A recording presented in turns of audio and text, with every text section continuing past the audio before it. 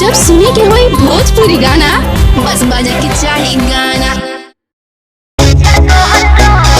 सारा लाला सारा लाला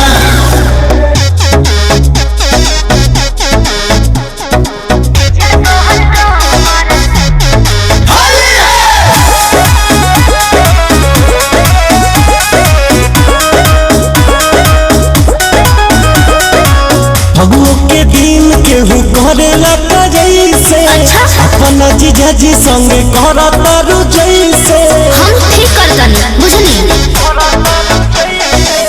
फगुओ के दिन केहू करेला जैसे अपना जीजा जी संगे करता रु जैसे डाले खातिर बैठल बानी काहे डालवावे ना हमके बोला आज जीजा